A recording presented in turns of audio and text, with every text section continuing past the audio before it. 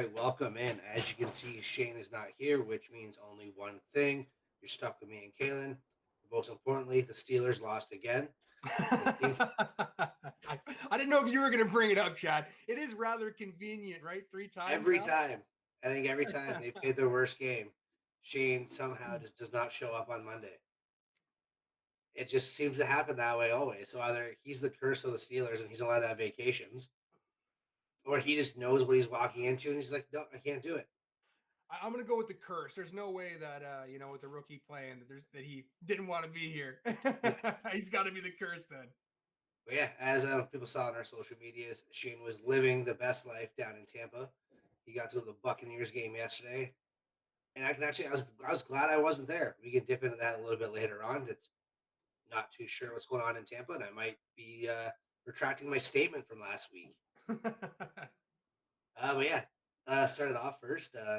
I'm gonna let you go first. You know what? I usually don't let you do this, but let's talk about your Titans because they were rolling yesterday. Why? Derrick Henry finally looked like the Derrick Henry that we know.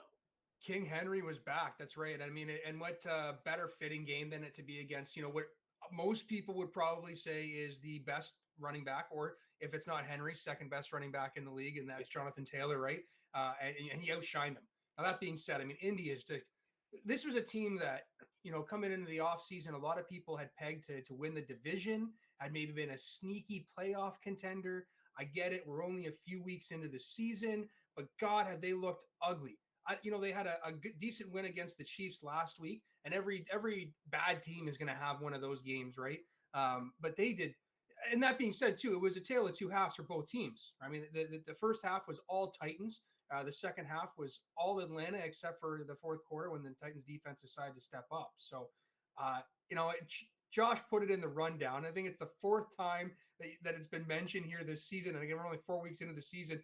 It is the worst division in football. I mean, really, right? We've got a team in the Colts who tie the Texans, who are probably the worst team in the league. And then they go the extra mile here against the Jags, and again against the extra mile against the Titans here. So it's just not a good looking division by any means. I know you're a betting man, Chad. Have you happened to look at who took the throne as most likely to win the division now, odds wise? I haven't seen the number. I can tell you right now, it's got to be the Titans. There can't be anybody else. Um, again, the division's horrible. The only actual real contender, but who we all thought, like you yourself included, like I know how much you hate the Colts, but you do say they can be a scary football team. Mm-hmm. And they have really disappointed. I thought we were going to get a better version of Matt Ryan than we are. We are not. The defense is nowhere near where it was a year ago. Obviously, Shaq Leonard missing out is a big part of that. Mm-hmm. But I thought they had players on every level. And right now, it's really showing how valuable that he actually is to that defense because they're atrocious. They're horrible. They're not stopping the run. They're not stopping the pass. They're not getting to the quarterback. And it's going to be a long season for them. I think just, I don't know how else to put it. And like, I wanted to talk about how good the Titans looked, but I think it's funny how we're all just talking about how bad the Colts looked. Mm-hmm. Mm-hmm. And I thought Tannehill looked really well. He started playing like how he was last year. Obviously, when you're running the ball as well as they were yesterday, that makes a huge difference. But like that's how that team is built. It's going to go through Henry. They're going to pound the ball. They're going to take shots. They're going to run play action. And if they can do what they did yesterday, that's just another really good team in the AFC and an already stacked conference. And you know what? And that's the crazy thing. So you go and you look across the conference, and we talked about how stacked the AFC is coming through the offseason and coming into the season and everything. But like everybody's like 2-2, right? Like it's not like, outside of like tiebreaker games like head to head, like the Titans and the Bills, everybody's still in the thick of things, right? You got the Dolphins were able to take a loss. So, I mean, everybody is involved in the AFC still. Again, we're only 4 weeks into the season here. Everybody's a game back. That's right. Everybody can make a big move here in their division or in the conference by winning one game. It's still there's no big telling players right now in the AFC. In the NFC, that may be a different story. But the AFC, yeah, certainly. And coming back, you talked about how good the Titans look. I do want to mention is that we lost Bud Dupree pretty quickly in the game, and Shane will as much as the Steelers defense can look up to par. Bud was a big part of that defense. I mean, him having on the other side was a pretty big part. And him in Tennessee, when he plays, our defense looks really different. the fact that we were able to at least stop a few third downs is pretty big for us. But our pass rush, it's just lost. I mean, it's a big thing that we invested in the offseason. We lost Harold Landry with an ACL before the season started, and Bud hasn't been able to stay on the field, unfortunately. So we're running with players like, no names like Tahir Tart, who go and nose tackle, who picks off Matt Ryan, right? That body shouldn't be as athletic as he looked yesterday.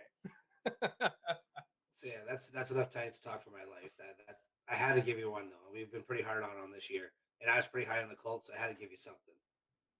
Oh, thank you. I appreciate it. I'll harp on the Colts, no doubt. But I think the biggest news came out today. I think it was everybody knew it was coming.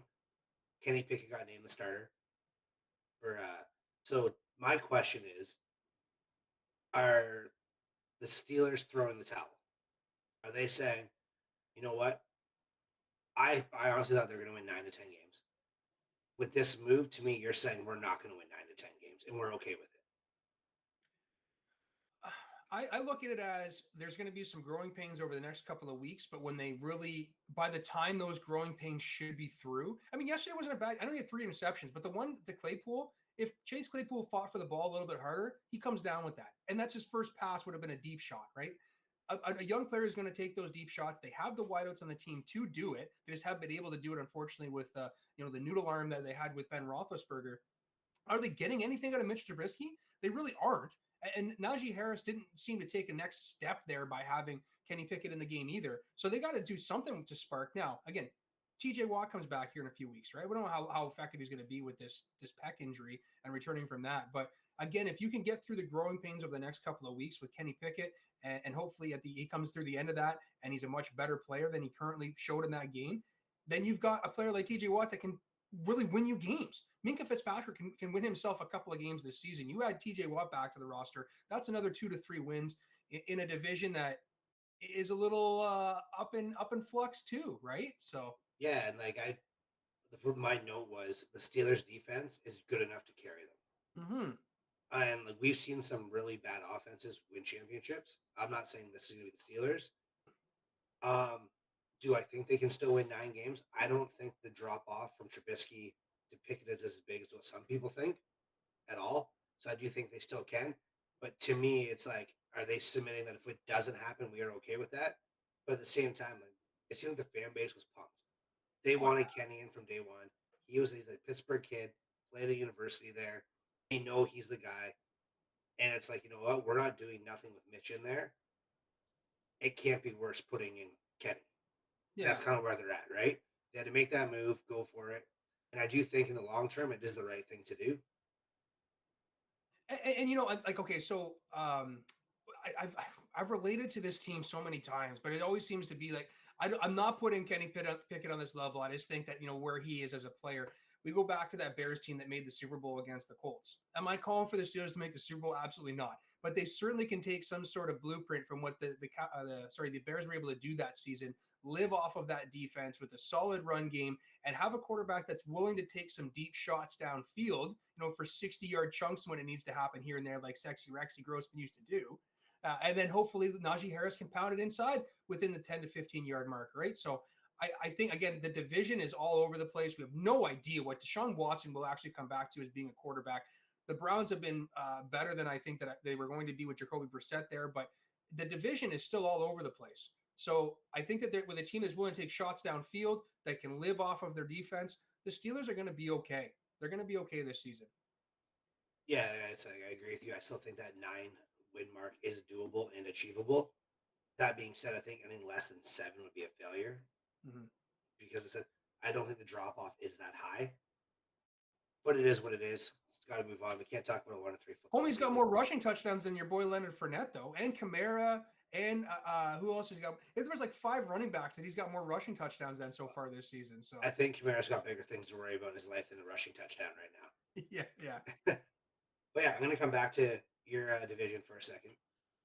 I'm going to ask you a real question because I do believe it. Do you think the Jags are the next man up in your division? So that actually comes back to what I was asking about, who you think was going to win the odds for the favorite to win the division. Right now, the Jags are. They're tied with the Titans, but they are right now because of the fact that they're in the division lead. They do have that oomph right now in Vegas. Are they the next big man up? I said this like last week. I watched the game. They were up and then they choked against a very good Philadelphia team. But when their offense got off of script, and this is something that we've complained about as Titans fans, scripted plays go great. The first quarter goes great. But when you have to start adjusting to game plans, it it just wasn't there yesterday.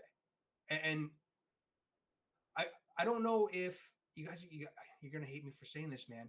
The offense has become so basic for a generational talent that we called in Trevor Lawrence, man. He's got nothing but speedsters on that team, and that free agency they've paid the most money in free agency for like 6 of the last 7 years. The collective has to come together at some point, but the Jags can't seem to get out of their own division most of the time. And So, I should rephrase my question. I don't say they're the next big thing. I'm just saying, are they going to be the second place team in your division? That's what I meant. Sorry. oh, sorry. Okay. Yeah. Yeah. I mean, defensively, they do have enough talent defensively to get them there. I just think that again, when their offense has to start getting off a script and make adjustments after halftime, it's pretty vanilla. I mentioned how basic it is, and not mind you, Philadelphia's defense is probably the best defense in the league right now. So I mean, if a team's going to make adjustments and make a team look embarrassing or embarrassed in the second half, it's a team like Philadelphia to do it. But that just is what the NFL is going to do. Every team is going to be able to adjust to this. And I mentioned it too last week. I don't understand why Trevor Lawrence needs to throw every ball like it's a 100-mile-an-hour fastball. There is no touch in that boy's game at all. I don't get it. I still think he's playing a bit scared. I think that's what it is. So he thinks he has to get it out ASAP, which kind of takes some touch off the ball. But as far as the fact they can hang with probably arguably 1A or 1B, the best football team in the league right now, they hung with them. That has to be a confidence builder in themselves. But they did not play great second half of football. I also believe that I think we just realized how not great Christian Kirk was for the simple fact that he went against a real DB and Darius Slay, and he didn't have a catch in the fourth quarter. And actually, I don't even know. Did Slay even play the fourth too? I think didn't he get injured? He only even played the fourth. I didn't So he was. see it. I was kind of watching. I said I watched it on Red Zone. Yeah. I know going into the fourth quarter, he was 0 for 6 on targets. And to me, it's like, okay, some of those balls probably miscues, probably yes. But if you pay that guy $20+ million, you had to feed him the ball. You tried to, and he didn't have a catch. And I know Slay's a good corner, nowhere near a great corner, but for how much you paid Kirk, you would have thought that he should win that battle. And to Oh, me, I think it shows that you overpaid him, but at the same time, like, at least they still try to force feed him because like he is their only guy. well, remember this is the wide receiver that set the tone for the wide receiver market, Yeah, right? they all owe him a couple beers. Yeah, right.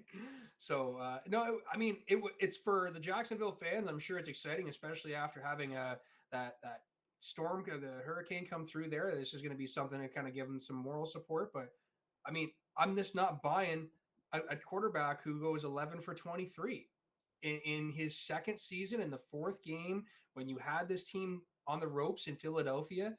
This was a game that this is your coming of moment, I think, time for a quarterback like the generational talent that Trevor Lawrence is supposed to be. And unfortunately, they choked it. And I want to say he choked it, right? I guess time will tell. We Yeah. have a lot of football left. Now, I did have a question: was who was the team that surprised you the most this week? Wow. Okay. So I just made fun of Pittsburgh in a sense here, but I did say they're going to be okay. But the Jets, man, like the Jets really surprised me. They fought through. They had the lead that, in Pittsburgh, they were able to put the team against the ropes. They gave up that lead and still were able to fight back and take that W back from Pittsburgh in Pittsburgh when the fans were in the game, when they had the rookie quarterback playing. I don't care about the 3 interceptions. The mojo was jiving in Pittsburgh. That's the team that surprised me this week. That's a team that came out to play. And again, not only took the lead first, but was able to take it back when it mattered. I'm going with in Cooper Rush. We trust Dallas Cowboys. Yeah. What a Is controversy he's creating down there, right? there's no controversy. He knows what he is. He's a backup quarterback, but he's done enough. Like when a backup quarterback goes in, like your only job is like, hey man, like do us a favor. Like, can you go 500? Mm-hmm. He's 3-0. They're top of the division, outside of the Eagles who are 4-0. Like they very easily could have just fallen down and taken it, and the Eagles would have been cakewalking into a division title win. Cooper Rush came in, and honestly, I like the fact that he throws the football. He doesn't, like, he takes shots, he puts it in tight spaces. Also, he has the weapons that helps. They have a good ground game, and but the defense has played lights out in every game. They've like once again, you're the ones of the Steelers, like a good defense can carry you, and that's what this Dallas team did with a backup quarterback. And honestly, they play the Rams next week. I think I would sit back down one more time, one more week. It's not a game that you maybe like you might not win anyways with that, but Aaron Donald's a different beast. Give Dak one more week to make sure he's healthy.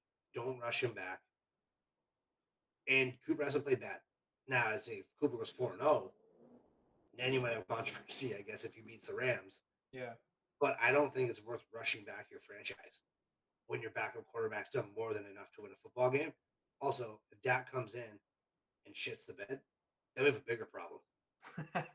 Well, I don't think that we have to worry about that. I think Dak is, he is what he is. He's a pretty damn good quarterback. I'm sure he's better than Cooper Rush. My big thing, with this game is they ran the ball 20 times or 19 times was Zeke for, less than 3 yards an average. This is a game where the run game and Pollard, who usually, if Ezekiel's not running well, don't worry, Pollard will pick up the slack and get you those 40 or 50 yards for the game. He didn't play too well either. 8 carries for 6 yards, so less than a yard a carry. So your rushing game as a whole was shit yesterday. And as you mentioned, you had a quarterback that you were able to lean on to get you that win. It does certainly help that you got a player you're playing against like Carson Wentz, who's willing to give the ball up in his own territory from time to time. But that doesn't matter. You play who you play, right? And you this is your time to shine, Cooper. You haven't thrown an interception yet, which is amazing. I think that he might have a record right now for most completions without an interception for an undrafted or second string here or something that to start the season. So good for him. I hate that it's the Cowboys. I mean, they're going to get this hoopla, and trade deadline might be wild. Maybe it doesn't happen this season because they always got to protect themselves. Like, But what's his value at? That's the big thing. Like, he's in his well, third year. He's coming off a rookie deal, so they're yeah, gonna have to either sign him. yeah. Like, Well, does a that's team just does a team make a move and give him an offer like to come in and compete? well. I mean, this is the thing. We saw teams like Baker Mayfield has really proven what he is this season so far. But We all knew what he was. but there just wasn't those quarterback needy teams anymore right now. I mean, you look at a team like the Seahawks, we made fun of it, that the quarterback needy team. That guy's leading the league in QBR rating right now. That's ridiculous. Geno friggin' Smith, who's outshined Russell Wilson. So I don't know. You put his value. Here's the value that he holds, right? He's not getting those type of contracts. You're not having to lock that guy up. You can give him a bridge deal, maybe look at a 3-year deal. Even looking at a deal like Matt Flynn got back in the day in today's standards would be okay for a backup clip, maybe in the end being a clipboard holder type backup player. But I just don't. I don't. Think we have to worry about first or second or fourth, maybe in a fourth getting thrown around here. If Amari Cooper gets traded for a fifth and a swap of fourths, then Cooper Rush is only worth a couple fourths if that, right? I don't see him getting traded. I think it'd be more of a free agency thing, and he might test the waters and see what's out there, because at least maybe go to a place where you might compete. But at the same time, I'm sure Jerry have no problem paying him a little bit extra to stay back, because that's that insurance policy. Mm-hmm. And there's no income tax in Texas, so that also helps out a little bit. It's funny you mentioned that. I don't know if you were leading into something with that, but did you? No, but I saw what Tyreek, Tyreek said. It's a grown-up decision that he made. That's right. And so somebody I saw did the math on Reddit too. It works out to be about just a little over $2.5 million a year. So over the lifetime of the contract, about $15 million that Tyreek takes in home now versus having to pay out in tax. So 100%. Like you see in hockey all the time, guys that end their career, they always end up in Dallas or Florida or Tampa in hockey. It happens every year. Now with Seattle up there, I think you're going to start seeing up there because there's no state tax out there either. But it's one of those things where it's a pretty smart move if you're trying to get that payday. Tennessee got no state tax, baby. You got tourist tax. That's almost worse. Yeah. But yeah, no. As well, talk about the NFC East here. The Eagles are rolling. Yeah. They got to be, I'd say, 1A or 1B the best team in football. They're easily the best team in the NFC. Now, my question is, are they that good? Is it lack of competition? And what happens if Jalen Hurts tries to keep playing the way that he's playing? He's put himself in a lot of danger. He's ran the ball 53 times. That's 53 more times you want your quarterback to get hit. And yes, I know he's built like a running back. Yeah. But that's still 53 hits. And we're only in week 4. Mm. Well, I mean, okay, we just spent a little bit of time, pumping a little bit of gas to the Jags. I still think that their defense is really, really good, and that's who he plays against. I don't think their offense is that good, but their defense is decent. Uh, he had a good game. I mean, again, he had a good game. He's had good games the whole way through. You can't help who you've played, unfortunately, right? I don't care that he's played the Vikings, who are supposed to be good, and the Lions defense at times can show up, and at times will let 50 go up on the board. The Commanders, you have no idea what you're going to have in defense there. I think right now they're in a flux. But the next couple of games, he's going to go against the Cards, and he's going to go against the Cowboys, who we just talked about, or flying and going on all cylinders. So this is when we're going to get to find out what Jalen Hurts is actually going to bring to the field.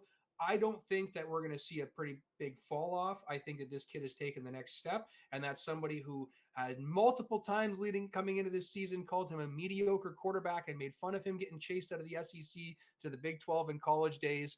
So I think that he is going to be just fine. I think players like AJ Brown that are there certainly take some weight off of him and allow him to get some yak yardage. I missed the shit out of that guy, but they have 4 running backs that'll get you 10 yards a clip. They got an offensive line that'll bully anybody. And if you look at their schedule here, I know I just went over the next 2 games, Chad.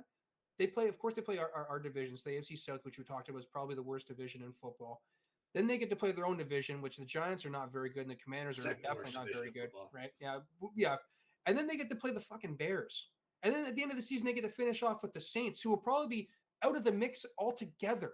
I mean, outside of the next couple of games that I mentioned there, the next most difficult game, I would say, again, would be the Cowboys and then maybe the Packers.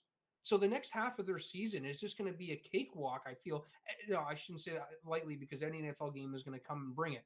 But realistically, on paper, this team should probably walk over the NFC. They don't have to worry about much right now.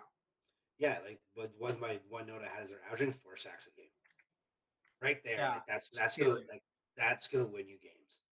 Because there's 4 sacks, that probably means there's probably 8 to 10 knockdowns, 15 to 20 pressures. So that's a scary, scary defense, and they're not even blitzing. That's the craziest part. They're doing it just front 4. But yeah, my biggest concern is if Jalen can keep up what he's doing. Because right now, him and Lamar and Josh Allen are the MVP candidates, without question.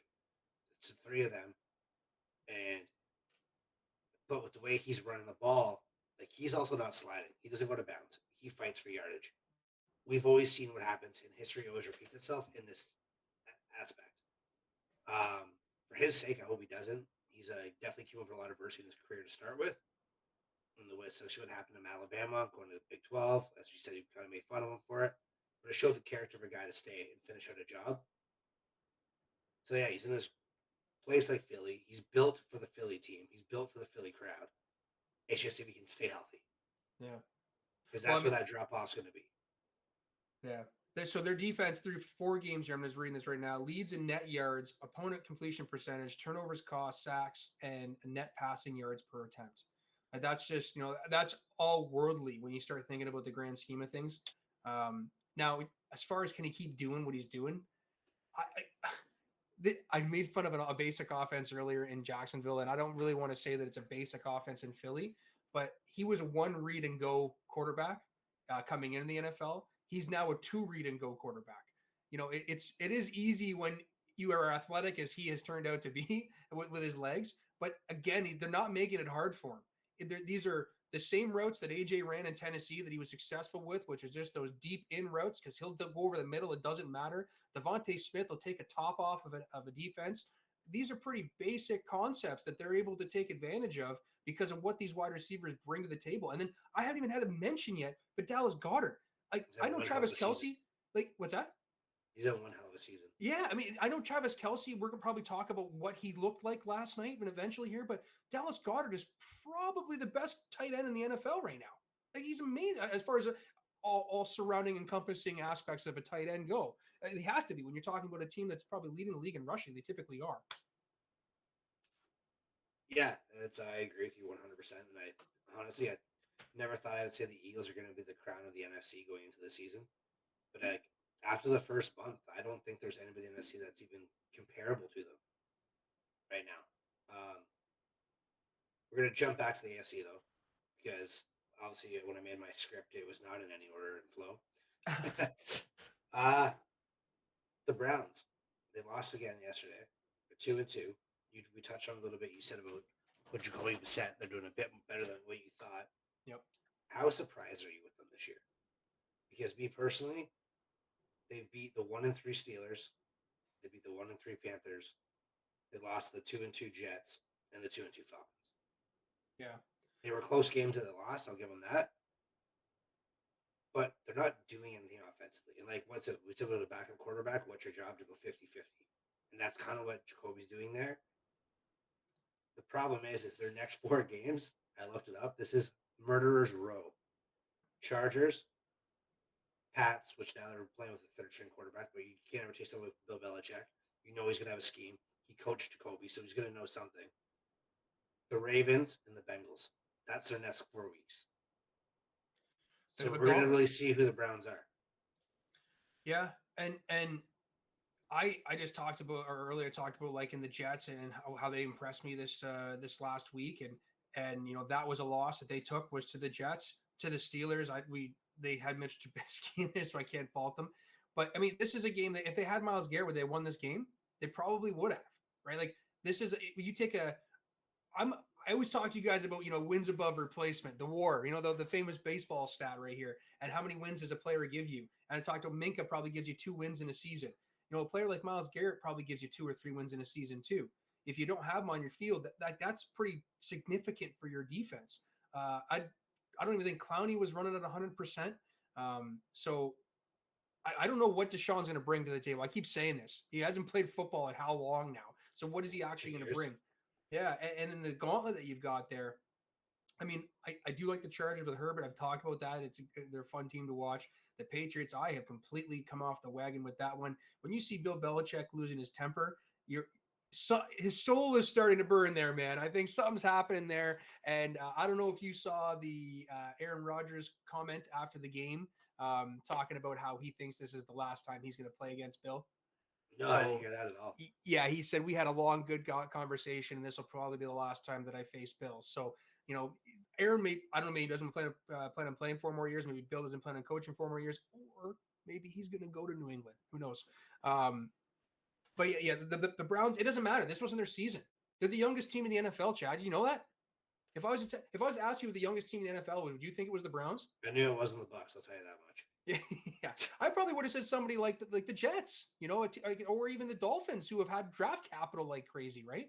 But no, it's the Browns, and that's why they're able to sign this quarterback to this enormous contract, and trade for a player like Amari Cooper, who got dumped for a salary cap problem. So this isn't their season. This isn't what they're signed up for. They got this for the next 3 years or 4 years anyway, and that's when they're going to make some noise. So yeah, no, it's a tough situation out there right now. See, you brought a quarterback in that you can play, but you knew what you were signing.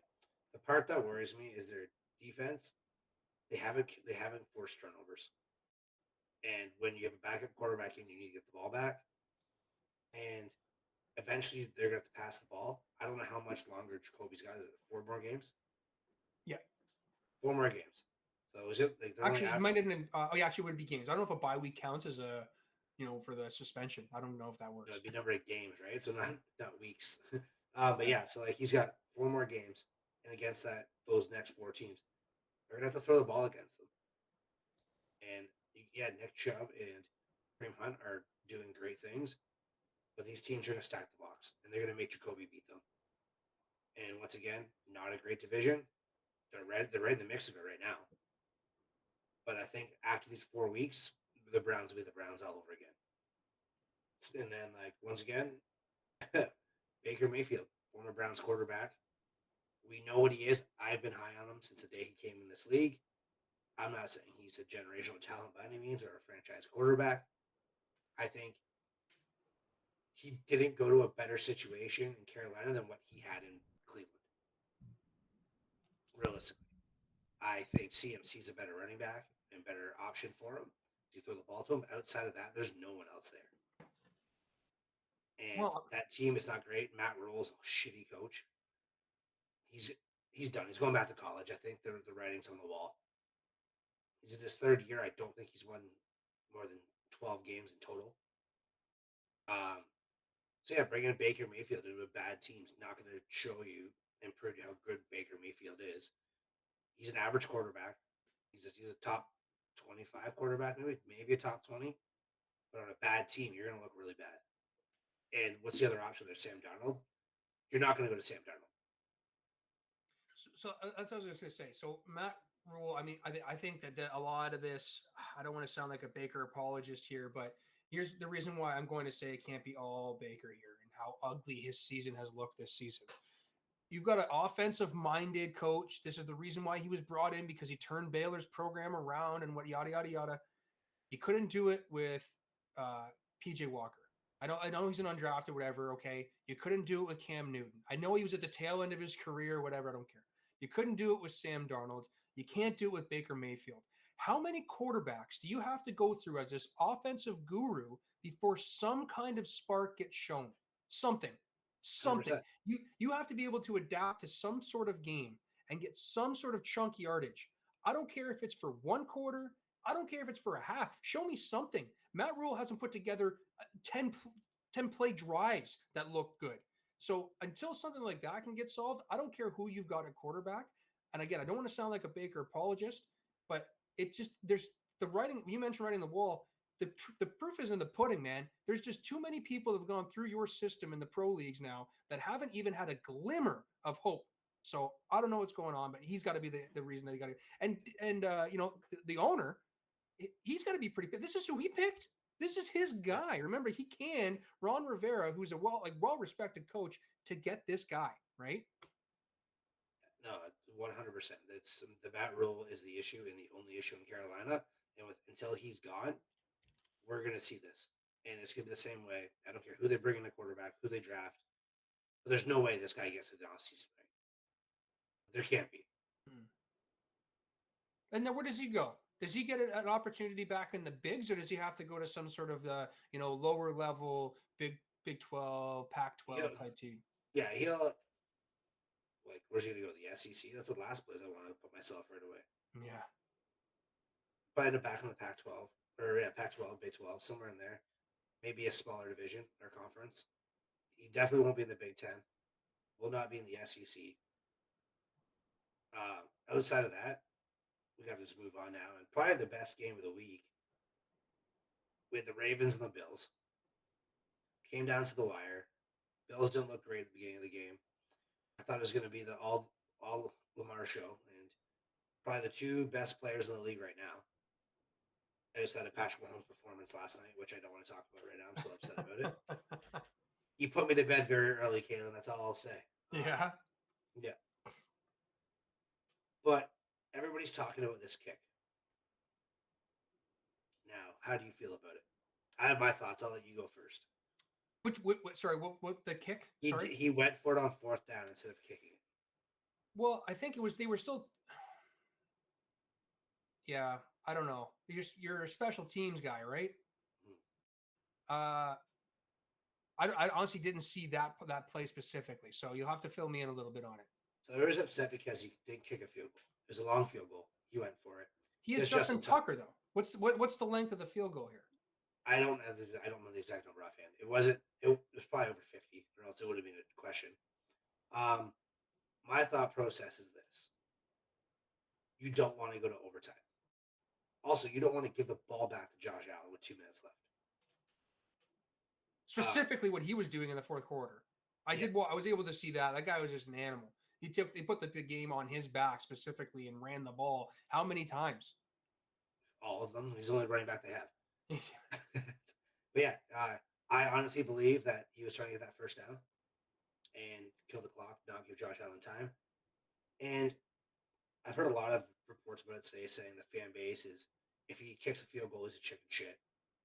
How do you go for it? But now he doesn't get it, and now he's the joke of the AFC. But it's I think it was one of those things. He's damned if he did, damned if he didn't, because he wasn't going to get it. And then you have an MVP kind of caliber in Lamar. You're going to put the ball in his hands. It makes sense. Well, and then like the other thing too is coming to the season, they still are. This is the AFC favorite Super Bowl team right now in the Buffalo Bills. This very well could be Harbaugh looking at the long game and saying, like, so far we've played very, very well this season, and I have a quarterback who is playing at level of Josh Allen. I need this win because we 100%. need home field advantage. We need that. So it could be if this was week 17 or 18, for example, would this be a game that would he go for it on fourth? Would he try and get the win? Right? Probably again. I think that if it was a few weeks down the season, we wouldn't even question it. We would understand why he's doing it. I think he's just playing the long game, and I hate to say that because I really don't like pumping Harbaugh's tires ever. No, and I make fun of the Harbaughs, both of them, on a daily basis. But the Bills have too many weapons, and right now, the Ravens don't. Like, do you want to get in a pissing contest with one of the most dangerous teams in the league? No. Would you get a pissing contest with the Chiefs? Not a chance. You're not going to give Patrick Mahomes the ball back with 2 minutes left to go win a field goal will tie the game and a touchdown will win. Especially the way that Josh Allen was rolling in the fourth quarter. Yeah. That was a hot hand, man. You're not going to give him the ball back. So I have no problem with it. Everybody seems to. I don't know why. People are so upset and just want to blame everybody else. It's kind of how the world goes these days. He didn't want to leave points on the field. And it was that simple. But what I was more impressed with is how the Bills hung in there with no defensive players. They are diminished. Yeah. And they took the Ravens to the absolute limit. And we should tip our hats to them. Like, as great as Josh Allen played the fourth quarter, their defense stepped up big.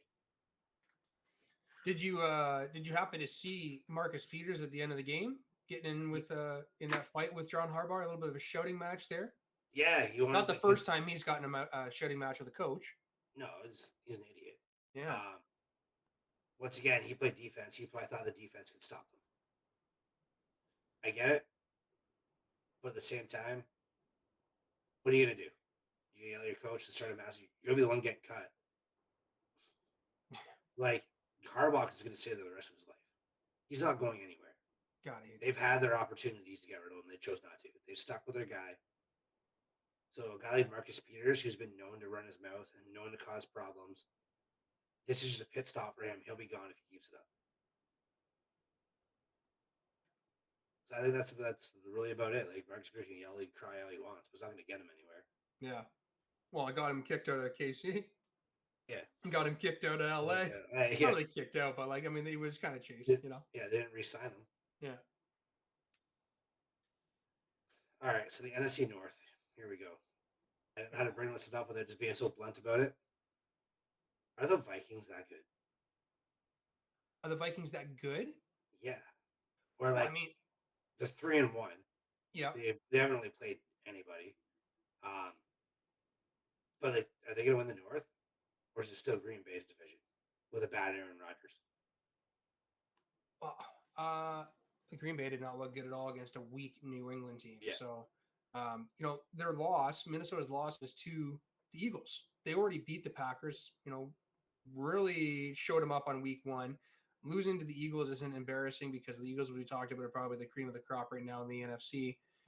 And they had a gritty win there against the Saints. The double joint. Yeah, it was a bit of a, it shouldn't have gotten that close with a team that I think isn't that good in New Orleans. But that being said, the 2 games prior to this, the game against the Philadelphia, Jefferson was a no-show basically. Yeah. And last week, same thing. He barely even showed up. This week, he was able to get open against Marshawn Lattimore, which never happens. Marshawn's never let that much yardage or completions happen on him. So I think they just got to get him going again in order to be the Minnesota that we saw in week 1, because it shouldn't have been that close. Jeff Okudah had a good game with the Lions against Justin Jefferson, but I'm not going to say that's going to happen 2 games in a row. Sorry, it just won't. Yeah, but my whole thing is can you trust Kirk Cousins down the stretch? Well, Kirk's going to put up 400 yards regardless, right? Whether they're winning. How much of that's going to be when they're losing by 20 That's points? Right. Whether they're winning or losing, he's going to put up 400 yards and he's going to get that touchdown. I'm going to trust Aaron Rodgers before I trust Kirk Cousins. I'm going to trust the Green Bay defense before I trust Minnesota's defense down the stretch. And I think the one big thing people aren't realizing is Green Bay is running the football now, and that's a scary thing. Yeah. They're finding ways to win. I do think these receivers, Aaron Rodgers, are going to get on the same page. Still has Cobb, still has Lazard. He has the guys he can trust. Tunyon's coming back. So the other kids, I understand he's trying to figure them out, and there's going to be growing pains. But we've seen this happen in Green Bay before, where everybody jumps on them, shits on them, says they're not the same. Then they go 14-2, or 15-1, or however it is. 2019, we all ripped on them. They were 2-2 coming out of September, and they didn't lose a game the rest of the season until the NFC Championship.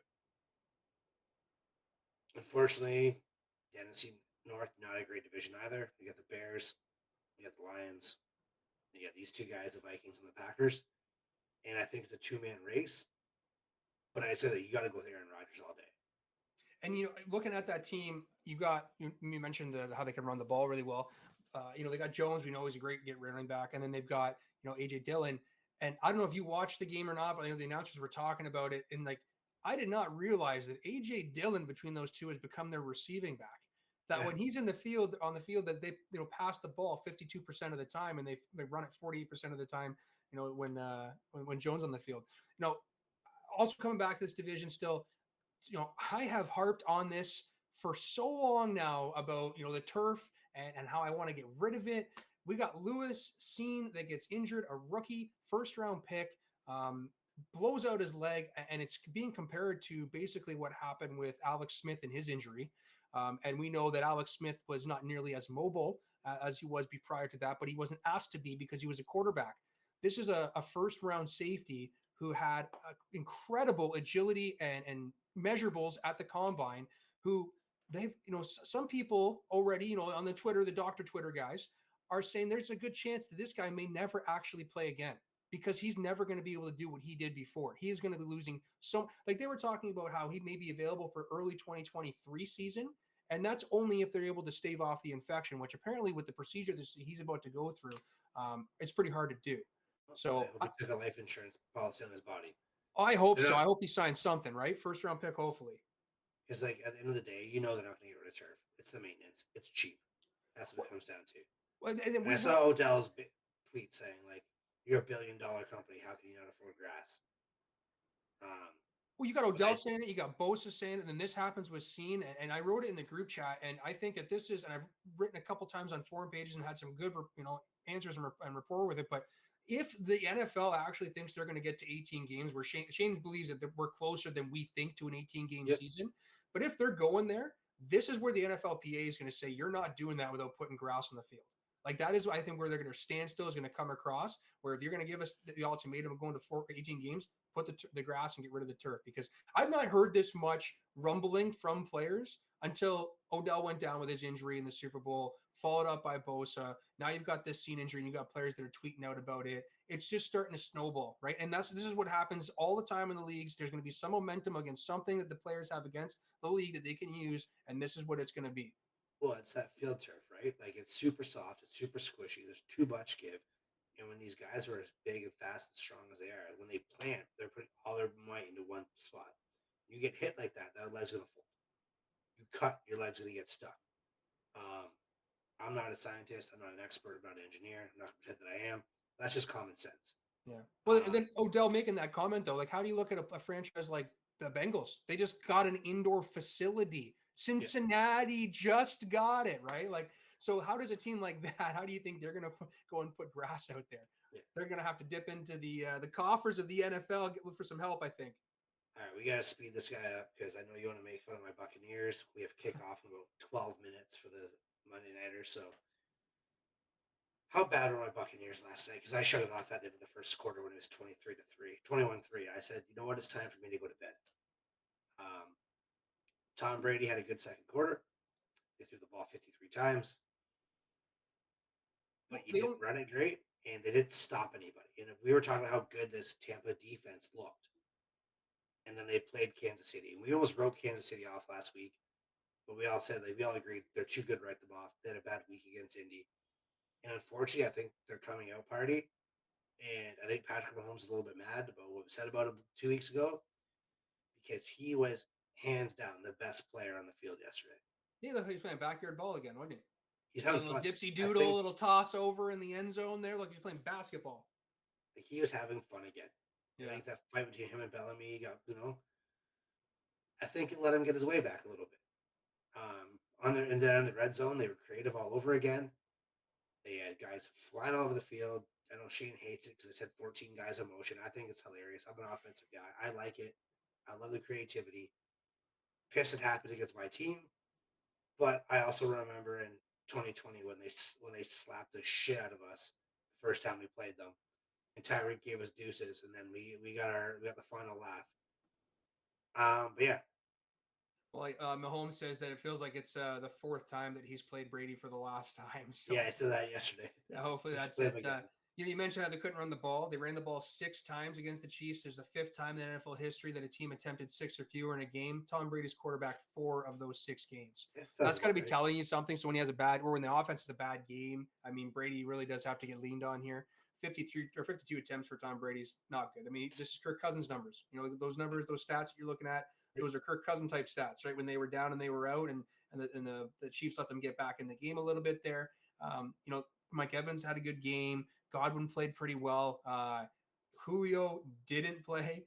He played, but he didn't play. You know what I mean? Yeah, And it seems to be the ongoing joke still is just shut Julio down and let him rest, and hopefully he'll be available at some point when the season matters. Well, this is just what it's going to be with Julio. This is what you're going to get at a Cole Beasley. Cameron Brate's he's got a concussion now, it looks like. So he may not be playing for the next week, maybe 2 weeks. Who knows how long that's going to last. But it wasn't simple. like Fournette was invisible. He was It's able to get involved in the passing game a little bit.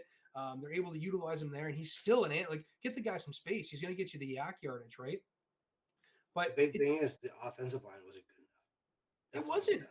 And this is And what I mentioned like last week to you, man. Is like talking about like, are you worried if Tampa Bay has to go against a team like Philadelphia, we might see Tom Brady tap out before half because he's already been sacked a dozen times. He doesn't want to get hit anymore in his last year playing, right? Like this is the offensive line that unfortunately lost Ryan Jensen. I don't know, is he back for the season at all, or is he done for the year? he shut her down. He's done for the year. Okay. And Donovan then Smith's coming back now. okay. But And then he Kappa, didn't go to Kappa left. he got We he's lost. gone. Yeah, we lost both. We lost all three interior linemen. And then you Devon, have Wirfs, who's Donovan amazing. Who's fine, right? Worse is all pro, Yeah. and Donovan Smith just started practicing a week ago.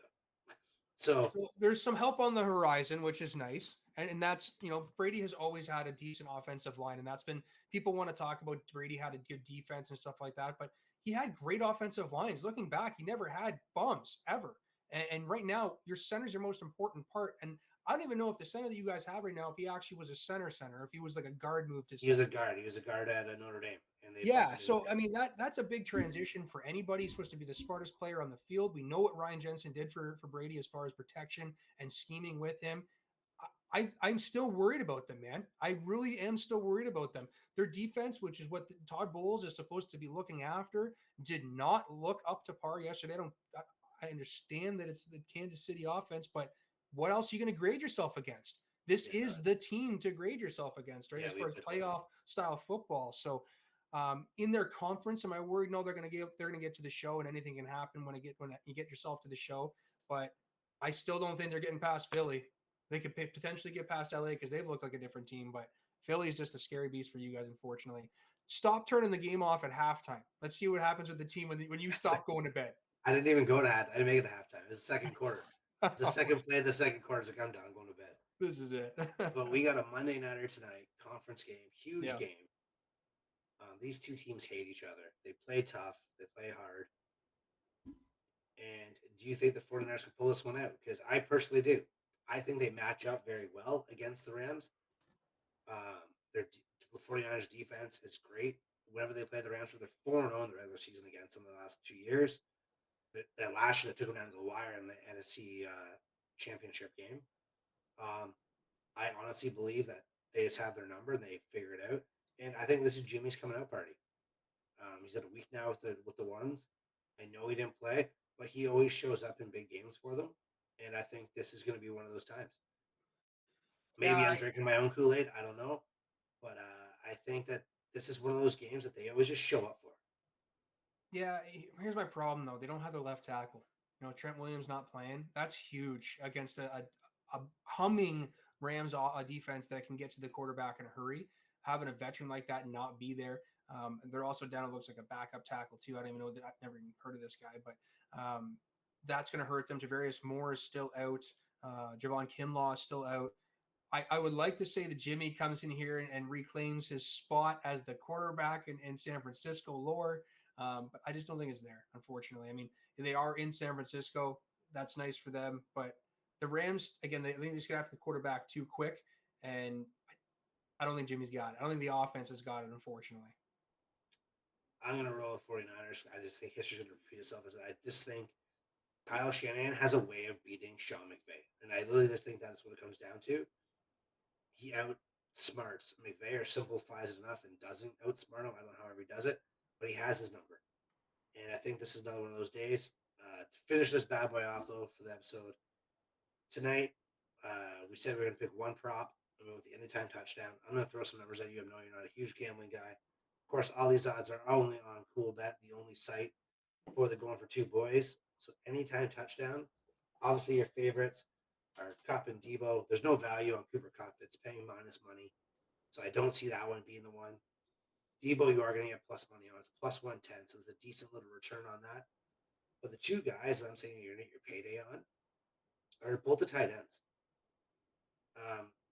I find that Stafford does turn to tight ends in the red zone sometimes. Yep. And you're going to get plus 225 money. That's 2-1 money on Higbee. Yeah. That's worth $10. And I got Higbee in fantasy. I didn't play him this week, but last week I did. The guy gets targets, so yeah, I mean it could certainly give you something for sure. With a value at plus 225, and then Kittle coming back for the second week, you got about plus 180. There's no one else they're gonna try to shut down. Jalen's gonna be on Debo. He's gonna follow him. He's gonna do what he has to do. So I think that red zone, Kittle's right there. So those are some two very big value picks. You can get some great return on your money. Mm-hmm. But as always, Kalen is great. Yeah. And we didn't have Shane interrupt us about the Steelers, so it was phenomenal. And tell us how they're going to be wonderful. And I think we have to call him out again next week for his tradition of not showing up when the Steelers play bad. That's right. Does that mean we're going to get 12 weeks without him this year, do you think? Oh, wow. Is that what's going on, eh? That's what's happening. I'm excited. It's been a great time chatting with you, Chad. I hope you enjoy the game tonight. Please do not go to bed at halftime because I want a gun show shoot it this whole time, and I'd like to see that. But I'm excited to see what that Ben Cerrone kid does for LA. That's who I'm watching this week. All right. Well, make sure you check us out: Facebook, Instagram, Twitch, and on YouTube. All the social medias. We're always on there, always posting. And we are on TikTok as well. Our no longer intern has taken over that and is doing great things on that for us. So yeah, once again, Kalen, thank you. No one can see Liam, but as